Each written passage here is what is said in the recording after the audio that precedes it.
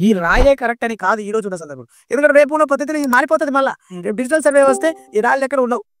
ఈ టౌన్స్‌ల మధ్య ఉన్న వాటికైతే మొత్తానికి హౌస్ నెంబర్స్ కిందకి వచ్చేస్తది. సో ఇవేవి కూడా ఇక సర్వే నెంబర్‌లు కన్సిడర్ చేయాల్సిన అవసరం ఉండదు. ఎన్ని గ్రామ గంట భూములకి సర్వే నెంబర్‌లు తీసేసి ఎవరికి వాళ్ళకి హౌస్ నెంబర్‌లు ఇచ్చేసి ఈ ప్లాటు, ఈ హౌస్ నెంబరు దానికి ఒక టాక్సెస్ పద్ధతి చేసేస్తారు. సో అది కూడా క్లియర్ కట్ గానే ఉంటుంది. ఇంకా అలాంటిదప్పుడు ఎవరికీ గొడవ ఉండదు. సో ఈ పద్ధతిలో ఎళ్తే ఈ సర్వే చేసి వీళ్ళని కరెక్ట్‌గా వాళ్ళకి, వీళ్ళకి ఇద్దరి మధ్యలో అండర్‌స్టాండింగ్ చేసి, సర్వే చేసి భూమి పంపకాలు చేస్తే సరిపోతుంది. జరిగే అవకాశం ఉంది. చేయాల్సిన అవసరం ఉంది. మనుషుల యొక్క సమస్యల్ని తీర్చాల్సిన బాధ్యత కూడా ఉంది. ఇదే సమస్యని వీళ్ళిద్దరూ అంగీకరిస్తే అది మా ఆర్ఎన్ఆర్ సివిల్ సర్వేస్ కూడా చేస్తాం.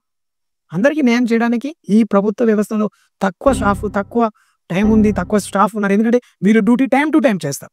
వీళ్ళు మార్నింగ్ 9 గంటల నుంచి 10 గంటల నుంచి స్టార్ట్ అయ్యి సాయంత్రం 5 గంటల వరకు చేస్తారు. లేట్ అయితే ఒక రోజులో అయిపోతుందంటే చెప్పలేం కాదు. మళ్ళీ రెండోసారి అంటే టైం చెప్పలేం. ఎప్పుడు వస్తుందో తెలియదు.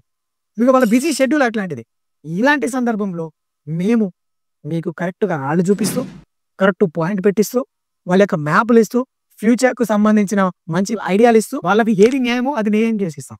ఎక్కడైనా కావచ్చు మేము ప్రిపేర్ అయి ఉన్నాం. ఈ ఇండియాలో not only Telangana, AP, Maharashtra, Karnataka, Rajasthan, Uttar Pradesh అన్ని చోట్ల వర్క్ చేస్తాం.